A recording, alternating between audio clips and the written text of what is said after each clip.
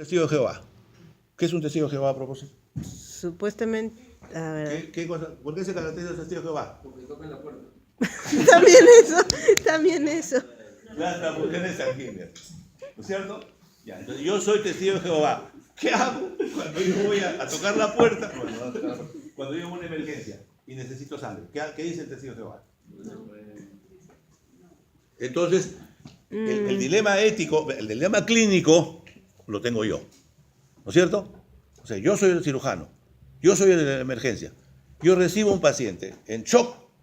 Testigo de Jehová, lo más probable es que yo tome una decisión clínica. Y deberías hacerlo. Su madre. Pero alguien me diría, sí, pues vas preso. Así es. ¿No? Una decisión clínica.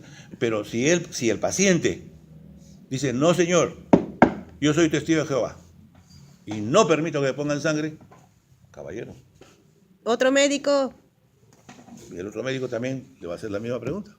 Y otro más también. Entonces la decisión... Ay, no me diga que todos son testigos. No.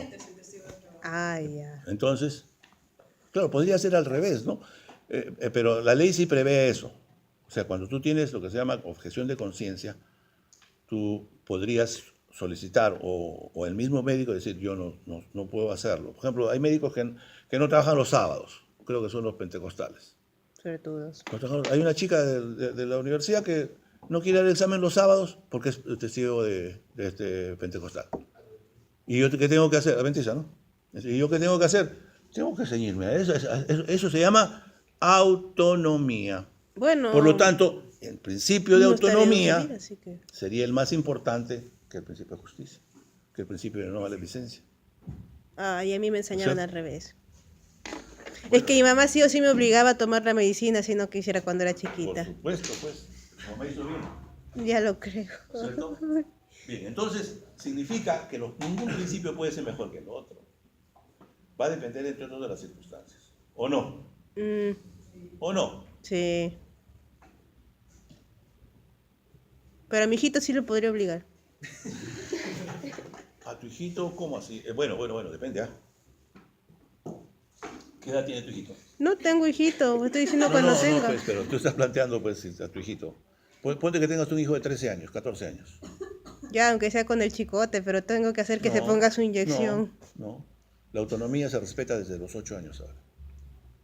A los 12 años, las personas ahora tienen total dominio de su persona. Y miren ustedes, en las actividades, en lo que es, por ejemplo, miren cómo la justicia tiene que variar los polos. Antes, hasta hace poco, cuando una niña de 16, 15, 16 años, menor de edad, acusaba a un varón de menos de 18 años, iba de frente, perdón, más de 18 años, de frente se iba a la cárcel, de frente. Entonces, los jóvenes tienen pues intimidades de los 14, 15 años. ¿Para qué vamos a ser ciegos, no es cierto? Las nuevas generaciones son así. Antes nosotros sí, teníamos que llegar a los 21 años o teníamos que casarnos como yo antes de tener nuestra primera relación sexual. Dios mío, 24 años. Ni tanto, mi padre ya era promiscuo a los 16. ¿Tu papá? ¿Por qué cree que se hacen los mujeriegos? No es que los ciega, solo que no se les cría bien y se les hace ese tipo de idiotez. ¿Qué autonomía ni qué 8 cuartos? A mí se me va a barrer el cuarto ahora mismo, jovencito, si no la chancla voladora. Muy bien, bueno, pues así. Ya hemos dicho las costumbres, ¿no? Las costumbres son los más importantes. Bueno, lo que sí es cierto es que los principios tendrán que ser aplicados de acuerdo a las circunstancias. Ahora, por mí normal que los ni envían a siquiera la cárcel, mi infancia no fue así. Ni a las circunstancias, sino a los comités de ética. Porque finalmente, lo que les decía, ¿no? La pregunta de ella era interesante. ¿Por qué va a haber una ama de casa? Porque ella representa el derecho de las personas. Miren la importancia que tiene tomar un dato de este tipo. Bien, entonces, Bechon y Childress hicieron de la ética clínica una confrontación de principios que se basaron en estos dos principios más importantes. Estos 4 principios más importantes. Que ya fueron obviamente asimilados al proceso. Bien, entonces la ética clínica es un método. Porque como su nombre indica, método significa meta. Y el objetivo de la ética clínica es precisamente eso, resolver los dilemas éticos. Entonces se han creado muchos métodos. O sea, no puedo decir que, miren, si nosotros nos ceñimos yo soy bioticista, como el doctor Johnny, somos bioticistas y somos principialistas. O sea, La otra rama de la bioética es una rama que está impregnada de un concepto, de un contenido religioso, que se llama la bioética ontogénica, o la bioética personalista, es el nombre, ¿no? Y que prefiere conservar los valores fundamentales de la dignidad humana, que me parece correcto. Es un modo de pensar. Nosotros, más bien, estamos en la rama principalista, donde determinamos que son los principios bioéticos, quizás, los más útiles para aplicar en los dilemas éticos. ¿Puede explicarlo de nuevo? Porque me parece que está un poco extraño esa parte. La bioética tiene varias ramas. O sea, como en toda buena familia, nos dividimos. Los que están impregnados con religión cristiana tienen el concepto del naturalismo como la base de la organización social, cultural, incluso científica. Y tienen cierta razón. Pero dentro de ese principio, el principio de la vida es el principio más arraigado de ellos. Y el principio de la dignidad humana está basada en ello. Por lo tanto, los principios bioéticos ellos no los toman en el mismo sentido que los usamos nosotros. Nosotros los principialistas tenemos una forma de aplicar los principios sin considerar otros aspectos, incluso los religiosos. Entonces, el grupo principalista, personalista, no transa, no discute los problemas vinculados por ejemplo, con el aborto, la eutanasia y todos esos temas. Pero no necesitas ser religioso para darte cuenta que nadie debe meterse en tu vida, por el amor de Dios. Eso están ateos, hay ateos que están en contra y no por eso son creyentes. Pues eso es lo mejor que se puede hacer. Pero no siempre sale así. Bien, entonces lo importante es que el método que vamos a utilizar es un método especial. Hay muchos, como hemos dicho, seguramente tantos como pudieran existir. Ahí les pongo algunos ejemplos, pero uno de estos simplemente para que vean cómo se pueden matar cucarachas de varias formas. De manera que este método, que se llama el de los cuadrantes de Johnson, establece lo que este bioeticista, que es personalista, cree de base. Entonces él pone sus propias propuestas. Primero, la indicación médica, como en el caso de usar el procedimiento del criterio clínico, primero que nada, y me parece correctísimo. El criterio de la emergencia, el criterio clínico es más importante. Quizás en las no emergencias no. Segundo, el concepto que él pone es preferencia de los pacientes. ¿Qué principio será la preferencia de los pacientes? Bingo. Autonomía. ¿Sí o no? No voy a tomar eso en discusión porque a mí tampoco me gustaría que me obligaran a tomar un tratamiento que no quiero. A menos que sea mi mamá, ahí sí ya es otra cosa. No, perdón, has entendido al revés. Lo que estamos procesando es la preferencia del paciente. O sea, al paciente no le puede obligar al tratamiento. Por eso digo, a menos que sea mi mamá. No, estamos hablando del médico-paciente.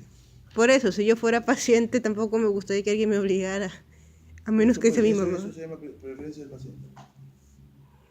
¿Entendiste? Ya. Entonces, la preferencia del paciente es el principio de autonomía. Luego viene el principio, este es muy importante, miren, esto nosotros no lo habíamos considerado, miren, ese concepto de calidad, cuando yo empecé la medicina, no había concepto de calidad. Recién en los años 50, a nivel mundial, aparece lo que es calidad.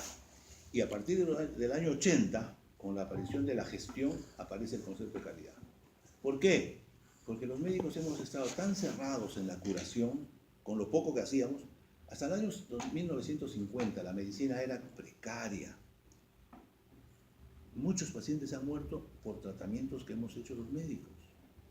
Los tratamientos médicos recién, a partir de los años 60, se hacen racionales. Primero no habían antibióticos. ¿Cómo podías tú tratar una infección sin un antibiótico? ¿Cómo podías operar sin anestesia? Estamos hablando de solo 500 años, ¿eh? 100 años. Imagínense los médicos de 1800. Claro, hacían algo, ¿no? Pero usted, un estudiante de medicina, sabe más que un médico de 1800. Usted más que Hipócrates. Bueno, pero el que me saco, ni siquiera voy a aparecer en la historia. Entonces, la calidad de vida. Pero al menos puede decir que sabe más que Hipócrates, profesor. ¿Perdón? Pero al menos puede decir que sabe más que Hipócrates. Por lo menos, ¿es cierto? Pero de repente también se puede saber más que otros. Bueno, yo digo, ¿no? Como hay gente que... Einstein, por ejemplo, sin tener computadoras. ¿Cómo puede llegar a esa complejidad, crees? Diosito en parte lo habrá iluminado, porque de verdad que está difícil. Yo creo que hay una cosa que todos los salones tienen todo tipo de alumnos. Nosotros somos generalmente un promedio, ¿cierto? En inteligencia, en razonamiento. Las notas lo dicen, también lo dicen, ¿no? Cuando ves las notas, tú ves alumnos brillantes. Y miren, yo acá en esta universidad, con el doctor Johnny hemos visto alumnos brillantes, ¿ah? No es por menorizar a los demás, pero surgen pues genios. Acá había un chico, había 2 o 3 chicos, quizás una media docena, ¿no? Que eran brillantes. Es decir, tú decías, pero este muchacho, ¿cómo sabe tanto? Pues talento. Necesitaba pila. ¿Perdón? ¿Ah? Necesitaba micro. Nada, no necesitas. No. Bueno, entonces, ese aporte de la calidad es fundamental. Les digo, es una cosa que verdaderamente importante. Y luego, viene un tema que, miren, yo les digo, nosotros somos médicos y la verdad, ninguno de nosotros ha venido para hacer daño. Todos hemos venido por servicios. Unos por ciencia también, y otros por ciencia y servicios, lo que sea. Pero nosotros, miren, yo hasta ahora, un poco después de tantos años meditando, pensando a la edad que tenían ustedes, qué es lo que quería yo me di cuenta, yo iba a los hospitales, yo vivía en los hospitales, vivía con olor a cloroformo en esa época, porque ese era mi modo de pensar, yo creía, amaba la medicina, ¿sí? Las vacaciones, yo no iba a fiestas, me iba al hospital. Y le encantaba el cloroformo, ¿verdad? ¿Perdón? ¿Qué? Demasiado cloroformo, profesor. Demasiado me malograron el cloroformo. Y entonces, miren, yo decía, ¿no?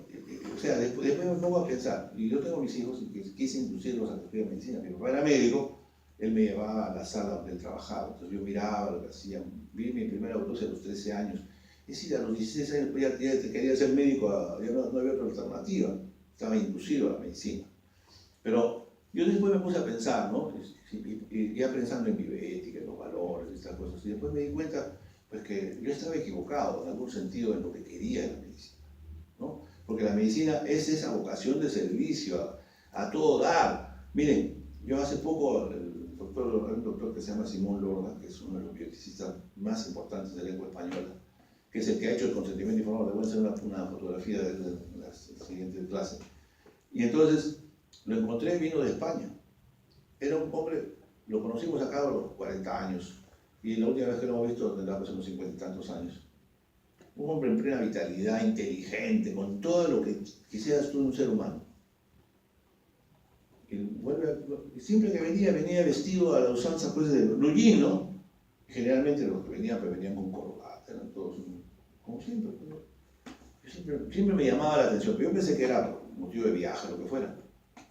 Y la última vez que vino con su esposa, maravillosa pareja, y conversando, me dijo, ¿dónde estás trabajando? Me dijo, estoy a 30 kilómetros de Granada, en un pueblito que se llama, un nombre raro, de 12.000 habitantes. Yo le digo, pero tú que sales en los periódicos, en las revistas, ¿tú qué haces ahí? Yo soy médico de familia. ¿Y qué haces? Yo trato hipertensión, me contó todo lo que trataba. Y me quedé corto en preguntarle, pues, ¿cómo un tipo de su calidad, de su valía, de un hombre que había llegado a las revistas más importantes del mundo con una inteligencia preclara, estaba trabajando de médico de familia en un pueblito de Granada? Le debe gustar. Ahí viene la respuesta, ¿cierto? Eso es vocación. Vio los 6 que supuestamente tienen algunos famosos. ¿Por qué no se hicieron científicos? Les gusta más la actuación que otra cosa. Exactamente. Y a veces ella sabe. Por eso. No por pregunte por qué. Entonces, lo que significa que nosotros no hemos tomado en cuenta muchas veces estos temas. Entonces, el médico, nosotros, yo lo que les comentaba, nunca pensé que se le podía preguntar a un paciente cuánto ganaba o cuál era el deterioro que iba a tener económico de su familia. Eso es lo que quiero decirles. ¿Por qué? Porque en los protocolos, miren, en las historias clínicas casi nunca se pone la referencia de lo que tiene el paciente o de lo que tiene el paciente para solventarse. Al médico no le interesa que el paciente sea viudo, que tenga 4 hijos, no le interesa la enfermedad. Ese es el problema. Por eso, si de bioética le sirve de algo, es a reflexionar de estos puntos. Claro, yo lo que haría, cambiaría la currícula en otro sentido. Yo creo que primero al estudiante de medicina deberíamos, primero, a que tenga un pensamiento crítico de la parte de ciudadanía. Así como ahora han salido el Perú, así, un sentimiento de patria, honestidad y todos estos elementos que son vitales, por supuesto, y podríamos depurarlo. Y tener con los estudiantes esto que yo siempre le llamo la capacidad de comunicación. Cuando un estudiante o cuando un profesional tiene la capacidad de comunicar, se van a dar cuenta de lo grandioso que es la medicina comparada con la medicina que practica mucha gente. Ahora ustedes entran a los hospitales, cuando vean los médicos van a ver los paradigmas de médicos que hay. Los médicos asistenciales. A mí ya me cuentan. Imagínate, todos de blanco, pero ustedes van a ver, cuando sean internos y tengan más intimidad o más cercanía a los médicos, van a darse cuenta de los tipos de médicos que hay. Hay médicos que tienen características indudablemente vocacionales. Hay quienes tienen capacidad científica de investigación. Hay quienes son simplemente médicos mediocres. Muchos de nosotros somos así. Un poco de esta currícula que yo creo debe ser formar gentes excelentes. Goldberg lo dijo, ¿no? Lo hizo, ¿cómo se llama? Francisco Bolognesi. No se rindió. La norma y la razonamiento decía, ríndete, viejito, ¿qué vas a hacer si te van a matar? Y murió esperando hasta el último cartucho. ¿No? O sea, eso les digo, ¿no? Entonces, probablemente en la ética clínica deberíamos trabajar con una empeño de salvar vidas, con una capacidad de Goldberg, ¿no? De esa supraconvencional. Pero no necesariamente, no necesariamente, porque nosotros estamos en una sociedad con reglas. Y debemos cumplir primero las reglas. Pero muchas veces las gentes extraordinarias se van más allá de las reglas. Por eso es que a veces uno en medicina tiene que tomar decisiones por encima de la moral. Si yo le quito un respirador a un paciente por razones justificadas, muchos dirán asesino, pero de repente podrían decir, le quitó el sufrimiento a este hombre, ¿no? Un cáncer terminal. Ahora ya estamos más o menos entendiendo que no podemos prolongar la vida innecesaria de los pacientes. Hay que utilizar los recursos adecuadamente hasta donde llegamos. Más allá, entramos ya en un problema ético, y eso lo vamos a ver. Muy bien.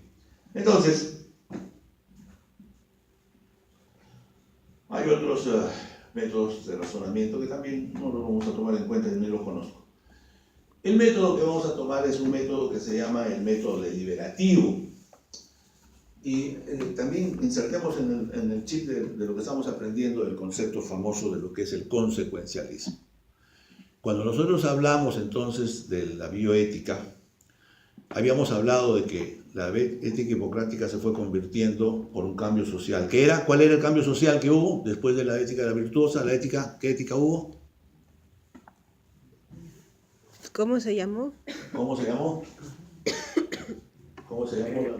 La semana pasada lo hicimos con claridad. ¿Cómo se llamó, delegada? Por eso no me acuerdo. ¿Cómo se llamó?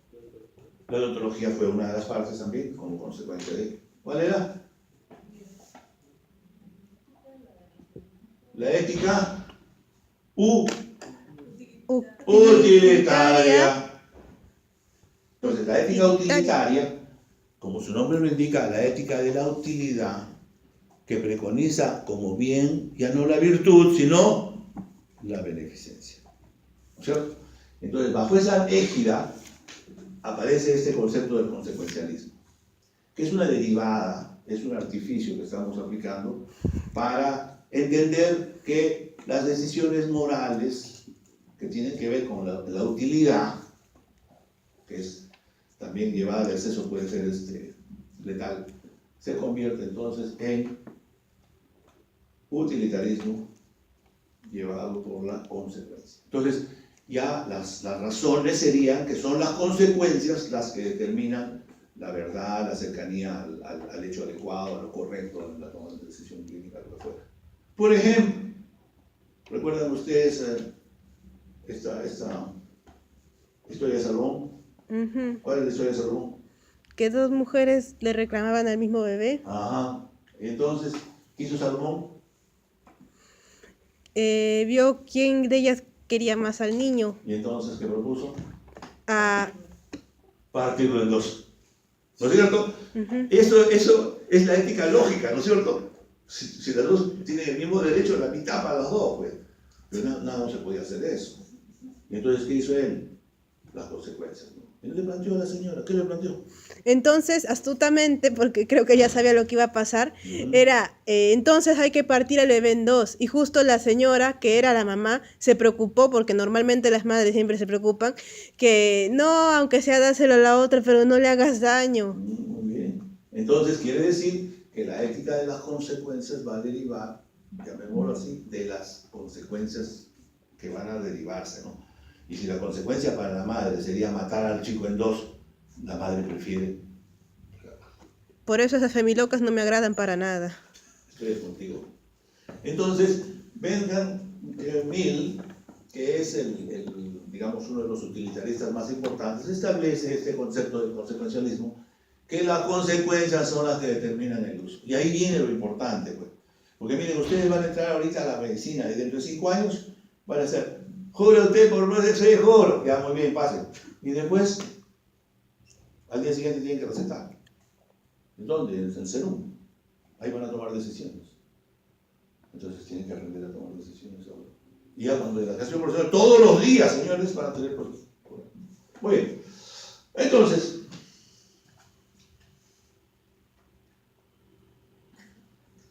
el doctor Diego Gracia, que es un mentor nuestro, uno de los grandes profesores de la bioética en lengua hispana, español obviamente, hizo una maestría con nosotros, con Johnny y con 23 médicos peruanos y 27 extranjeros.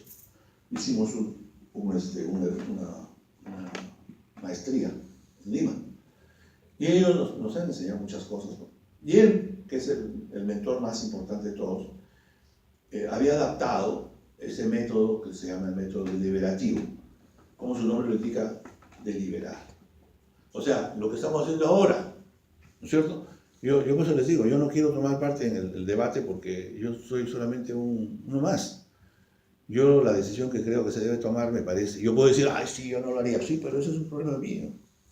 O sea, claro, yo podría discriminar algunas cosas, si estaría en total desacuerdo si alguien dijera, por ejemplo, que hay que darle el respirador a un blanco, o al que tiene plata, o al que tiene inteligencia. No, somos iguales, todos somos iguales, ¿no es cierto? Además hay gente que puede ser, como usted dice, inteligente, pero una cosa es que tú pases por la universidad y otra cosa es que la universidad pase por ti. Lógico, así es. Tú más que todo sufres esa situación, ¿no? Esa me la enseñó un profesor de filosofía. Ya viste. Muy bien. Entonces, Diego Gracia establece que este proceso cuidadoso de tomar decisiones se puede hacer en un sistema basado en los principios que hemos aprendido. Entonces, con él aprendimos de que el problema era el debate. De manera que, con mucha claridad, establece que la deliberación es el factor común de muchas personas con diferentes puntos de vista, que nunca, no siempre llegas a la meta que tú planteas, porque sería demasiado, llámale, ostentoso de nuestra parte. Y se requiere que las opiniones sean respetadas, de que se establezca una argumentación en cada uno de los puntos, de manera que primero para deliberar tienes que argumentar y luego vas a tomar que las decisiones tomadas puedan ser contrastadas. De manera que, miren, acá podemos tener todos ideas diferentes. La deliberación lo que hace es establecer. Miren, acá en el comité de ética que tenemos somos 7, 8. Y a veces tenemos ideas totalmente radicales. A la hora de la votación no la tomamos. Siempre vamos a una segunda rueda. Y vamos a una tercera rueda. Y generalmente, miren, esto es una cuestión muy humana, nos ponemos de acuerdo. Pocas veces hay en que hay que tomar decisión por medio de los votos. Entonces, la deliberación generalmente nos lleva a un consenso, ¿no? Claro, a veces sería muy difícil poner, por ejemplo, un judío y un islámico en un comité de ética, ¿no? No sé si habrá puntos que son, pues, ¿no? Sobre todo los políticos, pero en otros sí se podemos llegar a un acuerdo. Y religiosos, profesor. Y eso es algo importante. Muy bien.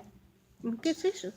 Y habíamos hablado ya de los principios bioéticos y habíamos dicho que algunos principios unos creíamos que eran más importantes que otros. Entonces, Diego Gracia nos da una salida bien interesante.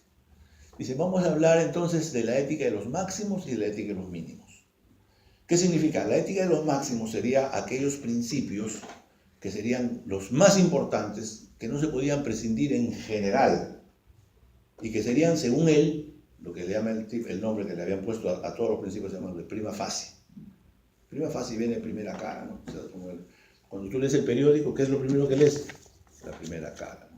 Las dos primeras líneas dicen todo lo que dice, traducen eso, ¿cierto? Yo me voy a los cómics. Buscar. Nada. Seguro, yo a los deportes. Pero generalmente cuando ves en el periódico, asesina, ya tú sabes los pormenores. Entonces, esto pareciera que él establece esto para poder utilizar de alguna manera algún concepto que pueda ser utilizado. Y entonces aparecen los principios. Entonces establece él que los principios más importantes a los que le pone el nombre de ética de los máximos son no maleficencia de justicia. De los 4, él establece a su criterio, para efectos de los resultados, de las consecuencias, que estos 2 principios son los más importantes. Y él pone un ejemplo. En una emergencia, ¿qué es más importante? ¿La autonomía o la beneficencia? ¿O la no maleficencia? Para él, ¿eh? Entonces él considera que los principios más importantes son la no maleficencia y la justicia. Él le parece, es su modo de pensar. Y mira, nos ayuda porque mira, si tuviéramos que ponernos a debatir, nos pasamos una semana, un mes, un año debatiendo cuáles son mejores. Pero él nos da esa ayuda, ¿no? Un tipo que sabe pensar, que tiene un buen criterio, un buen razonamiento. Y después habla de la ética de los máximos. ¿Cuál es la ética de los máximos? La autonomía. También el productor de la autonomía. Entonces él dice, cuando ustedes tienen una emergencia o cuando la situación es pública, para beneficio público, utilicen la ética de los máximos, de los mínimos. Con eso basta. Pero si ustedes tienen ya el tiempo, el razonamiento y las condiciones, utilicen la ética de los máximos. ¿Qué quieren decir con eso? Quiere decir que en este chocoleo de 4 principios, que no pueden ser iguales todos, en algunos casos se van a anteponer unos a otros, quedaríamos en un principio, que es el principio, digamos, de la ética de los máximos para aplicar en un caso, la ética de los mínimos en otro caso. Y con eso se tomarían decisiones éticas. Quiere decir que no siempre tenemos que usar los 4 principios. Miren, esto es una cuestión práctica. Yo no sé si esto tiene un fundamento matemático o un razonamiento, no sé, pero me parece que es una forma aplicable al problema de la ética clínica. De manera que con esto hemos resuelto gran parte del problema. Muy bien. Entonces, ahí pueden ver ustedes, este rompecabezas se resolvería si ustedes pueden hacer un acto ético cuando utilicen todos los principios para resolver el problema. Nada más. No quiere decir más. O sea, significa, en aras, ¿cómo es que con solo 4 principios y todavía con 2 de ellos que pueden ser antagónicos, podemos tomar decisiones clínicas correctas? Correctas. No buenas y malas, ¿eh? Correctas. Porque lo bueno y lo malo es un artificio que a veces no se condice. Muy bien. Entonces, la ética clínica del deber activa tiene varias fases, que son estas 7 o 8, que nos vamos a pasar a detallar. Primero, el primer paso de la ética clínica es mirar el caso. Por ejemplo, los casos que hemos mencionado, un testigo de Jehová es más fácil.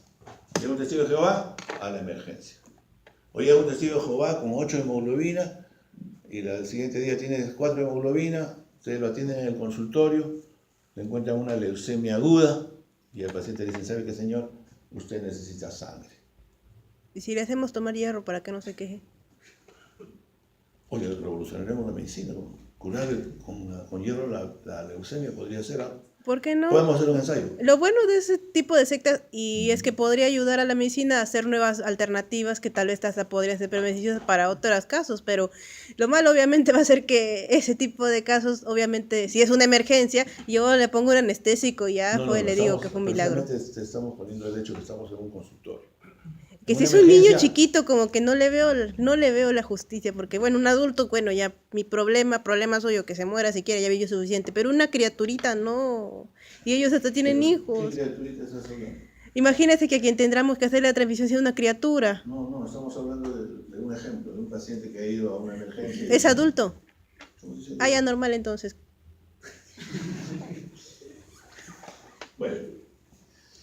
Bueno, entonces, esa es la primera parte. Cuando uno aclara las condiciones del paciente, ¿no? ¿Quién es? ¿Dónde es? ¿Cómo está? ¿Dónde estamos? ¿Qué estamos? Y, obviamente, eso lleva a una decisión que es médica. Efectivamente, uno se pone a pensar, bueno, ¿usted qué tiene? Hemoglobina. ¿Cuánto tiene hemoglobina? Tiene 4 de hemoglobina. ¿Cómo está su presión? 8 de presión. ¿Está sangrando? No, simplemente estoy con leucocitos, 120.000 leucocitos. Blastos de la sangre, una médula ósea, leucemia mieloide aguda. Nada que hacer, ¿no? Entonces ya llegamos a la discusión clínica, ya llegamos al momento en que tenemos que tomar una decisión. Ya. Entonces, ahí viene lo que la ética clínica propone, ¿no? Ya no es ese siguiente paso, ya no es el paso médico, es el paso ético. ¿Qué posibilidades se van a plantear? Entonces se establecen las decisiones que se han comentado un poco ahora, ¿no? Primero hay que ver la competencia del paciente, si tiene la capacidad. Si es un niño, no va a tomar la decisión igual que un adulto. Los propios deseos de la persona, ¿no? Si las personas desean, la autonomía no la podemos rebasar. Miren, al extremo de que en una emergencia, cuando el paciente va a una emergencia, se encuentran ustedes el problema que no se quiere operar o no quiere que operen a la familiar. Eso pasa en muchísimos casos, lo van a ver con frecuencia en las emergencias. Y por último aparecen otras situaciones que se puedan establecer alrededor del acto profesional. De manera que esos van a ser los que de alguna manera son problemas. Y como les decía, los problemas económicos, los problemas sociales, los problemas culturales. Ustedes van a una población donde los pacientes no quieren ser manejados de la manera más adecuada. Entonces el cuarto punto es que la persona busca el problema ético. Entonces, los problemas éticos que se suscitan en este tipo son generalmente problemas que llegan a las emergencias, a los consultorios, a los hospitales. Y ahí, en las situaciones hospitalarias, lo más probable es que haya que tomar en cuenta un comité de ética que sea el que se encargue de deliberar. Porque el problema no está en que no tenemos los médicos que asumir tampoco todo el peso de la decisión. Sería un loco aquella persona que tome la decisión por el paciente, o a su criterio, o a su experiencia. Muchos médicos dicen eso, ¿no? Los médicos dicen, según mi experiencia, y a veces la experiencia no tiene ningún sentido, porque la experiencia tiene que estar documentada. A menos que te pidan opiniones, es otra cosa, ¿verdad? Claro, una opinión puede ser dada porque todos tenemos derecho a opinar. Tengas mínimo o una gran experiencia. Generalmente buscamos a las personas que más saben, ¿no? ¿Por qué? Por la ética vivida, ¿no? Pero eso no significa que hagan las cosas bien, sino simplemente lo que está haciendo es que genera eso. Entonces, la persona que hace la pregunta, que puede ser cualquiera, miren ustedes, la ética clínica está establecida para que las personas con dudas puedan preguntar. Como algunos abuelitos que vivieron la vida loca en su juventud y recién ahora le dan buenos consejos a sus nietos. Sí, exactamente. Entonces, en ese sentido, generalmente los que preguntan pueden ser el paciente. Por ejemplo, el paciente va y dice, doctor, aquí me quieren poner sangre, yo no quiero poner sangre porque soy testigo de Jehová. ¿No es cierto? O en el mismo sentido, por ejemplo, podría decirlo el director del hospital, ¿no? El director del hospital, oiga, dice que usted no le quiere poner sangre, lo quieren demandar. ¿Por qué no le va a poner sangre usted al paciente? Entonces usted le explica, pues, es una enfermedad así, así, requiere, bueno, ustedes le dan el relleno que se establece en la medicina, ¿no? Bien. Entonces, o puede ser el problema económico. Tú le dices, cómprese una válvula de Pudens, le das la receta, va a preguntar, vale 4.000 soles. ¿Cuánto gana al mes? Te le compro yo si quiere. Imagínatelo. O sea, todos estos problemas, por ejemplo, el médico, nos vamos a ver en esos problemas a cada rato. Tú le recetas algo que no puede comprar. ¿Para qué le recetas si no puede comprar? Ese es el gran problema de los problemas éticos. ¿Y si se lo compro yo? Por supuesto, te agradecería mucho y lo puedes hacer. Muchas veces los médicos recopilamos muestras médicas, ponemos nuestro bolsillo, pero eso no es la norma, pues imagínense. Bueno, tampoco le voy a comprar en que obviamente tienen incluso donde caerse muerto, se puede decir. Por supuesto, igual tenemos menos plata que tú. Bien, entonces, el siguiente punto, el siguiente paso, que es el que van a ver con los docentes, es el paso de los valores. pero más bien de los principios. Entonces ustedes ponen en el medio, en este cuadrado hipotético, el problema que se ha elegido. Por ejemplo, si yo fuera el médico que le quiero poner sangre al paciente y el paciente no quiere, el problema que yo pongo ahí sería yo, o sea, el médico que requiere una ayuda, un apoyo para tomar la decisión. Si fuera el paciente y el paciente no quiere, el problema no sería el médico, sino sería, ahí se pondrían ustedes, el paciente que no quiere ponerse sangre porque es testigo de Jehová. O él podría ser el director del hospital, o podría ser un pariente que fuera a preguntar y decir, bueno, a mi hermano, a mi hijo no le quieren poner sangre, o le quieren poner sangre, o le quieren dar quimioterapia, o lo que fuera, cuando él no tiene dinero, cuando él no quiere, o lo que fuera. Entonces, el problema ético no es el problema clínico. ¿Estamos? ¿Cierto? Entonces, en ese sentido, quiere decir que los problemas que inmediatamente ustedes, ya con su memoria, con su capacidad pensante, vamos a traducirlos en principios. ¿No es cierto? Entonces, cuando a mí me piden a una pregunta, los principios inmediatamente se van, me voy a mi armario y saco mis 4 principios como 4 pesas. Por ejemplo, en el caso de que el paciente no quiere que le pongan sangre, ¿cuál pesa utilizaríamos en la balanza? Pongamos que es una balanza. ¿Qué pesa ponemos acá? Acá él. ¿Qué principio ponemos acá? Autonomía. ¿No es que fácil? ¿Por qué? Porque es la autonomía el principio que tenemos que pero no digo que sea más importante, es el principio que está reclamando el paciente, ¿cierto?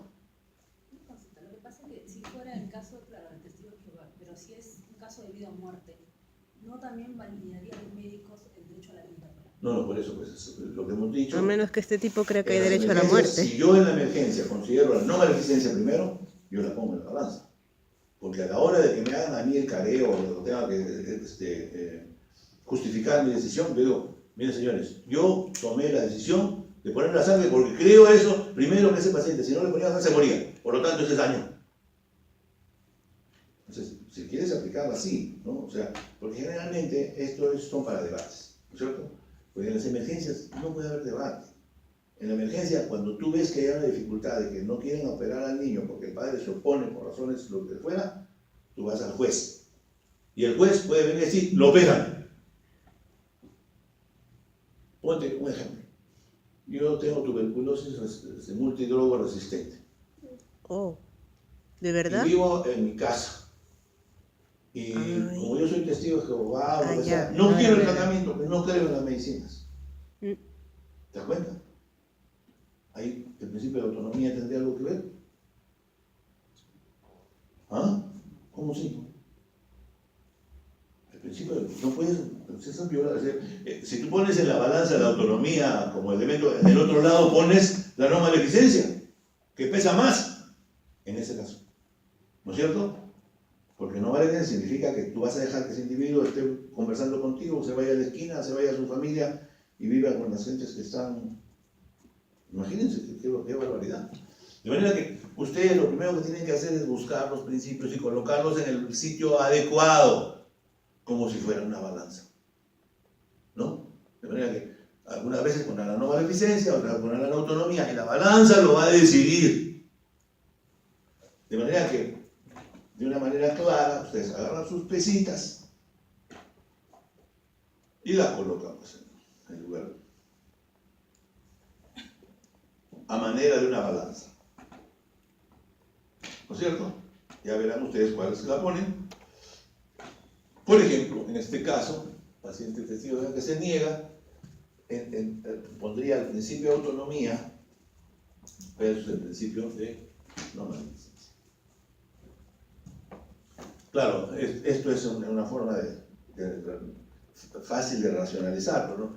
La decisión necesita debate, pues, ¿no es cierto?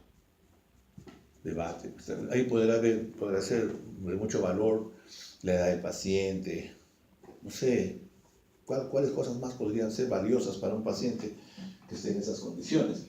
De manera que estos principios bioéticos nos enseñan a ver qué principios vamos a respetar para que cuando hagamos la consulta o perdón, la respuesta, podamos dar al mismo momento la... Por ejemplo, miren ustedes, es que esto no es muy práctico, pero sí es racional. Por ejemplo, una señora que tenga 48 años, muchos estudiantes de medicina se casan viejitas, y entonces conciben un niño a los 45 años. Mejor adelante lo que va a decir. Y entonces el niño sale, por ejemplo, con una malformación congénita, ¿no? Lo que fuera.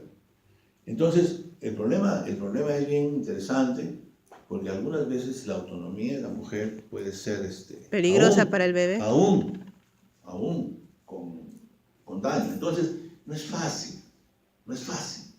O sea, hay veces que los dilemas se tornan muy difíciles de tomar decisión. Y como los dos caminos son iguales, ustedes cuando vayan por un caminito de la sierra, cuando van ustedes, y hay dos caminitos igualitos en el campo, ¿no? Igualitos. ¿Cuánto? No hay ningún aviso. ¿Son igualitos? De hecho, como mujer creo que podría contestar a esa pregunta. A ver. Hay que hacerles conciencia a las señoras aunque les duela, porque ser madre yo creo que no es solo algo biológico, también... No, estamos hablando del caminito. Por eso, allá... Yo elijo el más seguro, depende de también cómo esté. Ya me voy por cualquiera. Entonces, ese es el problema, ¿no? O sea, tú tienes que, la alternativa es generalmente tomar una decisión que no sabes el resultado, porque ambos parecen buenos. Igual, miren, cuando ustedes tengan algunos problemas éticos van a encontrar que hay dificultad. Con fe nomás, con fe. No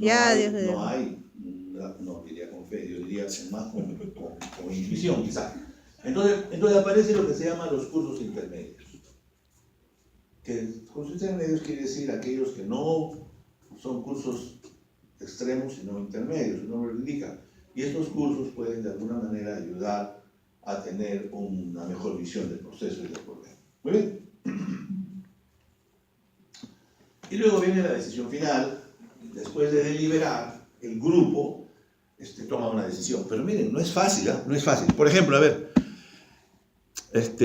un caso interesante, en el caso de esta señora, en que tiene malformaciones congénitas, y entonces el comité decide, sugiere, aconseja, opina que el embarazo no debe continuar. Yo me pregunto, ¿es legal el aborto en este país? Gustavo, la metralleta. ¿Quién Es de un chiste. Bueno, entonces ahí viene el problema, pues. Ahí viene el problema. Entonces, para eso, el Diego Gracia, que es una ardilla en el pensamiento, dice, ¿no? Él dice, las pruebas.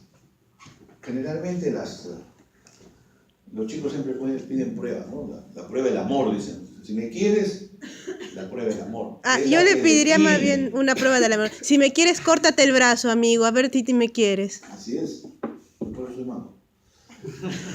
Entonces, él pone las pruebas, estas 3 pruebas. Mira, es una salida interesante, ¿no? La primera pregunta es si puedes postergar el hecho. Si tú tienes una emergencia, tú podrías decir, yo la voy a postergar. O sea, ya es una buena salida para tomar o no la decisión. Segundo, la puedo comunicar a los demás. O sea, imagínate que tú digas, sí, el comité dice que es un aborto. Muchos de esos al día siguiente salen en los periódicos, en el hospital de policía, en el hospital tal, te están proponiendo el aborto. O sea, eso te permite ser sensato, mira, porque todo esto, decisiones éticas no son realidades, son solamente opiniones, porque finalmente en tiempos modernos el que toma la decisión es el propio paciente. Y eso es una buena salida, ¿cierto? O sea, a veces la manipulamos para llegar a ese nivel, a veces. Pero no siempre, ya se ha dicho en el caso de tuberculoso resistente. Imagínense que ustedes detectan un paciente que es un loco, un pedófilo y está en el colegio. No, alguien llama a la policía, a la Armada Civil. A las Fuerzas Armadas, a las calles. Traigan a mi profesor de taekwondo, lo que sea, hagan algo. ¿Se dan cuenta? El problema entonces no es fácil. Estos son solamente sugerencias. Es un mundo sea, la bioética es un mundo de consecuencias, de debate, de conversar para tomar decisiones. No va más allá. No, Y lo peor es que está loco. ¿Quién? Es que es peor, a un loco pues supone que está mentalmente mal, así que va a ser más difícil echarle más culpa que si estuviera más o menos cuerdo. Pero lógico, imagínate que tú detectas un esquizofrénico que maneja un avión. ¿Quién le permitió hacer? ¿Quién es el dueño de la empresa para darle su manotazo? Ay, Dios.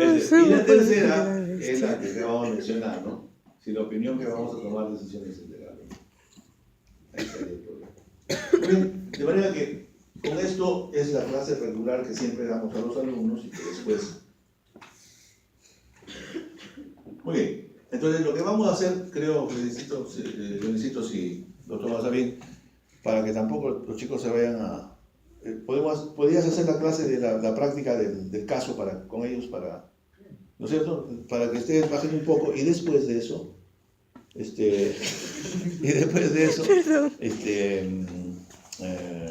hago la otra clase y después continuemos al final para no atosigarnos todos, ¿te parece?